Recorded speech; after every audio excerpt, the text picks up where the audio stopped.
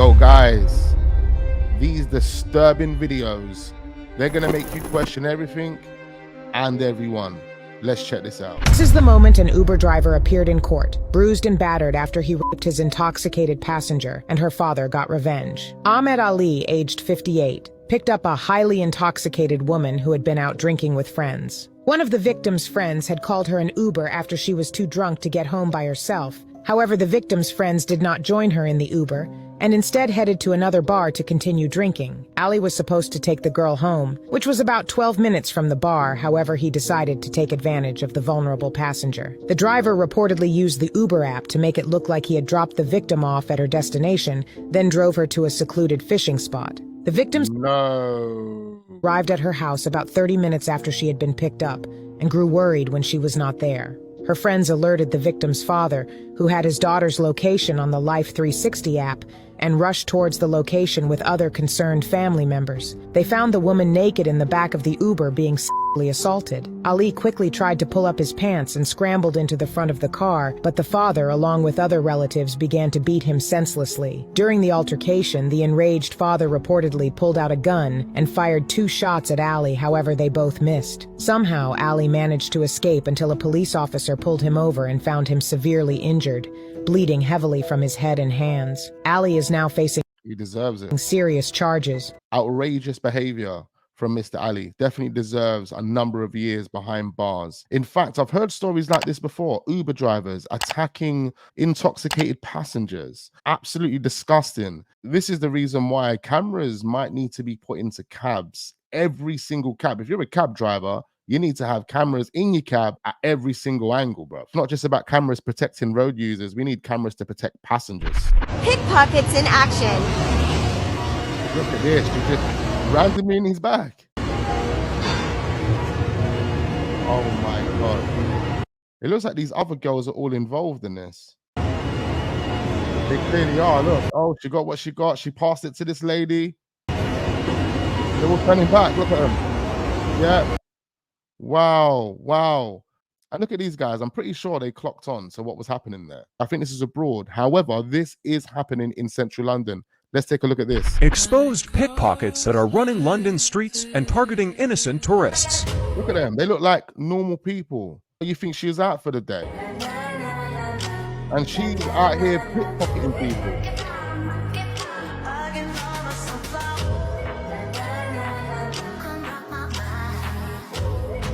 These two holding hands.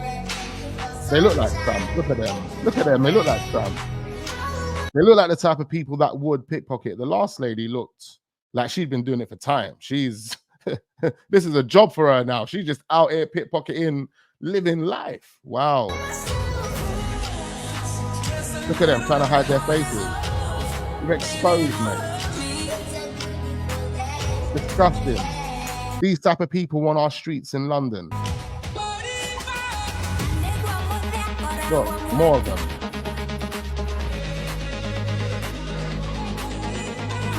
More of them. And they know what's going on. They know they've been caught as well. So it's just like, if you had nothing to hide, you'd be saying to the guy, what are you doing with your camera, bro? Get that out of my face. In fact, there's a police car right there. I'll go over to the police and say he's harassing me. But clearly we know that these guys are frauds. These guys are right here pickpocketing. Perverted killer who fatally sprayed a man in the face with ammonia after knocking on his door has also been jailed for 3 counts of making indecent images. Last August, Kenneth Fawcett, aged 33, and 3 accomplices planned an attack on 26-year-old Andrew Foster. 2 of the men approached Foster's door in Gateshead and casually knocked. When he answered, they sprayed him in the face with ammonia, then entered his house and stole various items. Foster was rushed to the hospital with breathing difficulties, but tragically died shortly after from a fatal cardiac arrest. An immediate murder investigation was launched by Northumbria Police, revealing that this attack was part of a series of similar incidents in the preceding days. Extensive CCTV, house-to-house and telecoms inquiries identified a group linked to 3 attacks throughout August. Police swiftly arrested 4 men and began investigating their mobile devices. See that? Instantly investigated the mobile devices. Thorough examination of Kenneth Fawcett's device led to a further disturbing discovery. 136 indecent images of children were located on the Telegram messaging app on the phone. This included 95 still and moving Category A images, which is the worst category for indecent material. There was also 24 Category B images and 17 in Category C. Messages were also found on various Telegram accounts that showed Fawcett continuing to ask other users for more indecent images of children. Oh my God, how sickening. This actually makes me want to vomit. And he said he was looking for videos of girls and had videos of boys to trade. Fawcett was jailed for a minimum of 32 years for his part in the attacks and the murder of Andrew Foster.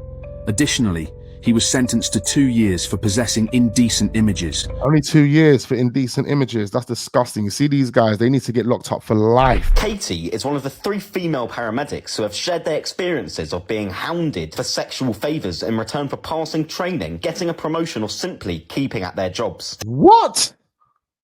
These women approached the media after an initial investigation earlier this year revealed how misogyny, harassment and sexual abuse is rife in the ambulance service. This included the case of a former paramedic who tried to take her own life after being sexually assaulted in the back of an ambulance. Sarah, a 40-year-old paramedic, speaks out. From my bum being slapped to the glue being left on the women's toilet seats, the jokes and sexual advances were constant. Male colleagues would even walk around the crew room with their penis sticking out through the zip of their trousers. No, you're lying. No, this has to be fake.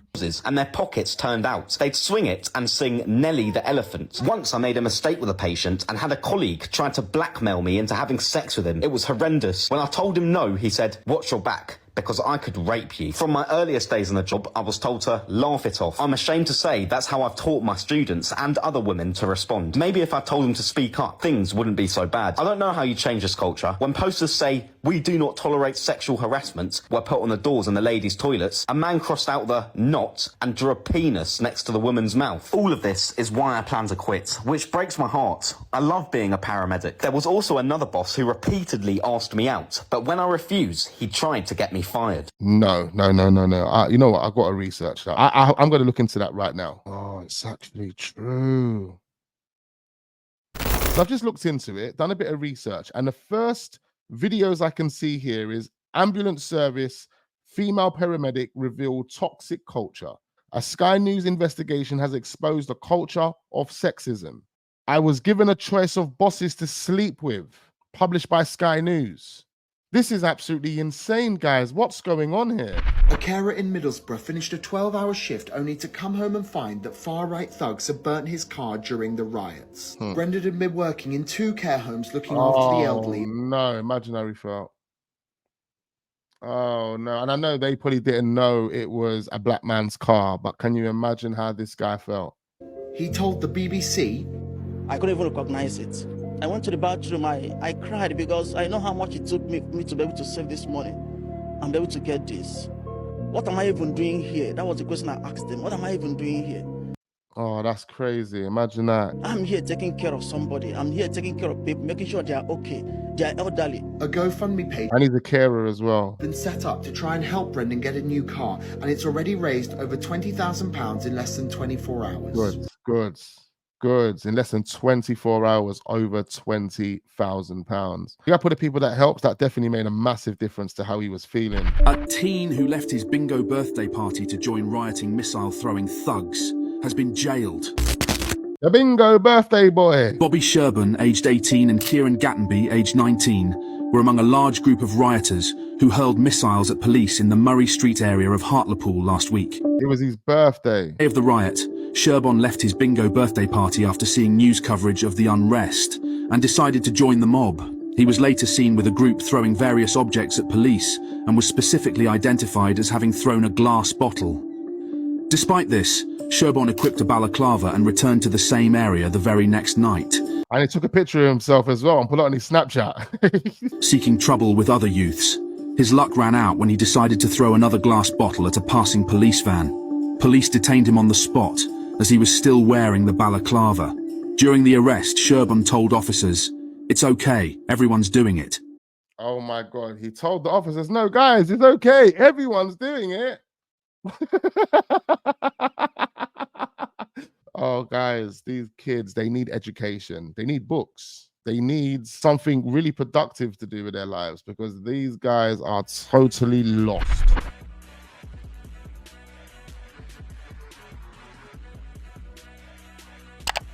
Where are the parents of these children?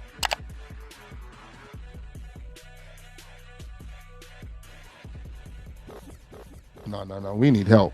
We need serious help. This police officer used hidden spy cameras to film naked women. Senior Metropolitan Detective Inspector Neil Corbell posed as an airline pilot to book models for photo shoots before planting the gadgets in hotel rooms, flats, and Airbnbs. Oh my God, these guys are so creepy. What is wrong with these dons? The cameras were hidden in everyday items, including tissue boxes, phone chargers, air fresheners, glasses, keys, and headphones to video his unsuspecting victims for up to 4 hours. Corbell, the married father of 2, is a former counter-terrorism officer. He was caught after a model who had agreed to pose naked for a photo shoot became suspicious of a digital clock. An internet search of the brand name revealed the device was a high-end spyware video recording device which could be controlled from a smartphone. When he was arrested, Corbell told police he was addicted to pornography, and officers found images of 51 women on his hard drive. Corbell resigned after being suspended by the Met, where he was attached to the Continuous Policing Improvement Command. He pleaded guilty to 19 voyeurism offences. He was jailed for 3 years at Isleworth Crown Court for offences across the cities of London, Manchester and Brighton between January 2017 and February 2020. That guy, absolutely disturbed.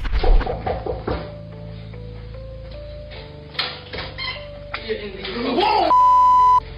They are Johnny's business. Yeah? They are his business case. Yeah? Yeah. About 2 young kids. 2 young kids. At first glance, it seems like a terrifying act of violence or a robbery, but in reality it was a staged video orchestrated by the homeowner and his family to falsely accuse an innocent person. Inderjeet Gosal made a frantic call to the police around 10:30 p.m, reporting that 2 masked men, who appeared to be armed with a gun, had threatened him at his home in Leeds. Officers were quickly dispatched, and detectives from Leeds District CID launched an investigation. At the time of the incident, Gosal's wife and sister were also present at the address. Gosal informed the officers that he believed the threat was related to his sister's ongoing divorce case, involving her ex-husband, known Oh my God, this guy just cooking up some lies, you know. as Johnny. As a result, Johnny was arrested on suspicion of witness intimidation and taken into police custody. However, when police reviewed the footage of the incident, they grew suspicious after hearing laughter coming from inside the property just seconds after the supposed armed intimidation.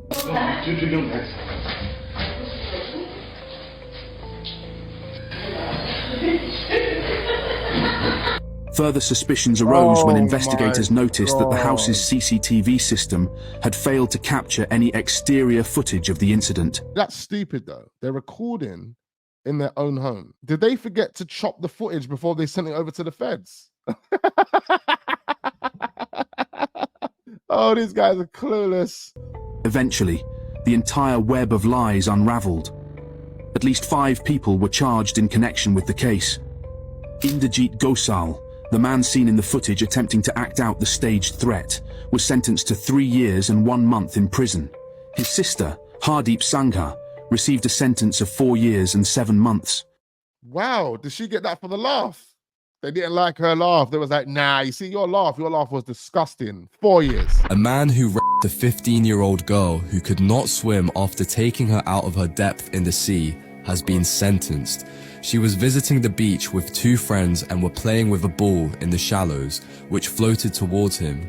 Initially, he refused to give it back, and then after returning it to her and exchanging names, he pulled her deeper into the water where she could not touch the bottom. The victim told him repeatedly no, and that she was feeling uncomfortable. He then asked the victim if she wanted to smash, to which the victim said For those that don't know, wanting to smash means you want to have sex. no, before Marinoika touched her everywhere. Marinoika was arrested 11 months later after his DNA was found in the girl's 11 months later. bikini. The judge And his DNA was found in the girl's bikini. Oh my God. 11 months later. sentenced Marinoika to 6.5 years in a Young Offenders Institute and will serve 2/3 of the sentence in custody before being released on license. Marinoika was placed on the offenders register for life and was given a harm prevention order for 20 years. No. The guy needs to be put on tag for life and the register, but tag. So you can just whack out your phone and know exactly where the guy is at any given moment. I just want to ask you, because in the UK here, not a lot of people are familiar with the kind of the concept of the triads. You know, it's more big in America and stuff like that. And obviously, I know they existed in London. I knew that and whatever. So just explain. So when people say triads, people usually think Chinese. Yeah, that's what they think. That's completely wrong. Yeah. So could you just explain that concept? Okay. So a simple thing for people to recognize: wherever there's a Chinatown, they're operated by certain gangs, and they pay the police is in their pockets. And when I believe me, the police is in their pocket. I'm telling you, the police is in their pockets. When I was about 13 years old, when I was running the streets in Chinatown, West End London, Chinatown, I threw a big brick on the floor, and the 2 police officers came over and asked me which part of gang you're with. And if you're with a certain gang that they're in the pockets, they say they didn't see it, and this is exactly what happened. And I thought, wow, this is when I realized, well, this is serious. Corruption at its finest. The video that I have just seen of this absolute vile, cowardice, scumbag piece of shit has to be one of the worst things I have ever laid. Man throws his 2 dogs off the 5th floor into the street. My eyes on. Now this supposed grown man decided that he was going to have a tantrum in the middle of Croydon and started to throw it off his balcony at the public below. And as if that wasn't enough, he then decided that he was going to throw 2 dogs off a 5th floor balcony. 2 innocent fucking dogs, right? They didn't choose to be in your care. They didn't choose you as a owner. They trusted you. They felt like you were their safe space. And this is what you did with their trust. You better believe me when I tell you karma comes round full circle. And I hope boot fits the crime. Proper scumbag. This rioter shouted, "I'm a child, I'm a child," as he's arrested for throwing a brick at police officers. Cole Stewart, 18, was seen swaggering around a car park while hurling bricks at police who had been deployed to quell potential unrest in Darlington on Monday evening. But his cocky demeanor was swiftly wiped off his face when a small group of riot cops broke ranks and charged at him. I'm a child. These guys wouldn't last on the streets. Stewart, who lives in the town, can be heard wailing, "I'm a child, I'm a child," as they pile on top of him and take him into custody. The teenager was later charged with violent disorder, which he pleaded guilty to at Teesside Magistrates' Court and remanded in custody ahead of sentencing tomorrow. Nearly 500 people have been arrested relating to rioting in the wake of the killing of 3 little girls in Southport, the National Police Chiefs Council said. The policing body also confirmed on Thursday afternoon that 149 charges had been brought so far. Anti-immigration rioters are planning 11 more riots in secret Facebook groups so cops can't catch on. On Saturday night, protesters aim to assemble in Liverpool, Shrewsbury and Salford. Protests are planned in Taunton, Birmingham and Dover the following Saturday, and in Bournemouth the day after. The large protest in Shrewsbury is being arranged by members of the firm English Border Front, it's been reported. At least 250 members are thought to have signed up for the Shrewsbury protest, including members from firms in Newcastle and Oldham. Protests are also planned in Ballymena, Newcastle and Glasgow. A post in a private Facebook group lists planned demonstrations across the UK this weekend. The organisers plan to unleash chaos on the opening game week of the new English football season before carrying on into next month. They also plan to target Shrewsbury during the town's flower show, one of the biggest gardening events in the UK. And even more protests are planned next month at UK landmarks like St George's Square in Glasgow and the Bull Ring in Birmingham. When is this going to stop? Seems like they are having fun, they're getting carried away, and now they're going to spread that toxic energy across the whole country. This wannabe gangster killed his childhood friend after they fell out. Train had been close friends with 23-year-old Bradley Tams before stabbing him to death. They had been friends for more than 10 years, and the pair became so close that Gavin even asked Bradley to be godfather to his child before they So what made you go to this extent of killing him? fell out last year. Even after the friendship broke down, Bradley's loved ones could never have imagined his former friend would go on to stab him to death. Bradley Exactly. grew up in Newcastle, where he became close friends with both Gavin Train and Lewis Allison, who was also accused of his murder. On the night of the murder, police were called to an address in Slatterford, where Bradley was found seriously injured, having been stabbed. He was pronounced dead at the scene. A quick review of CCTV from the night of Bradley's death showed Gavin Train along with his mother Andrea and friend Lewis Allison fleeing the scene following the attack. Wow, the mum was involved as well. Oh, Earlier in can't the believe evening, it. Bradley traveled I bet she used to give him breakfast, she used to feed him dinner, and she was involved in killing this Don. Oh, to the wow. address by taxi, and Gavin was in a car following him. Gavin confronted Bradley about a previous dispute before a physical and verbal altercation broke out. Bradley fled the scene into a neighboring block of flats after suffering a single wound to his side, but he died a short time later. Within hours, Gavin was arrested. He initially denied his involvement in Bradley's death, but pleaded guilty to murder just 2 days before his trial had been due. He denied it. This is meant to be his best friend. We've recently been looking at the Jay Slater case, and that includes his best friends. Some people believe that because they're his best friends, they wouldn't do something stupid, like a cover-up. And here's proof that there are people out there that are stabbing best friends. And he only probably pleaded guilty because they had enough evidence to prove that him and his mother and whoever else was involved did that shit. See, the thing is with the Jay Slater case, no one is actually looking in to what happened leading up to Jay's death. They are just putting it down as a tragic accident. Just to let you guys know, there will be more Jay Slater content, so make sure you turn your notification bells on. You don't want to be missing out on that. Anyway, there we have it. It's been an absolute pleasure. Thank you ever so much for tuning in and watching this video today. It's been an interesting one. Make sure you comment down below and let me know your thoughts on the stories that we have shared in today's video. So make sure you hit that like button, subscribe to this channel if we are new. Over 85% of you guys watching this video are not subscribed, so I need you guys to subscribe, and I look forward to seeing you guys on the next one.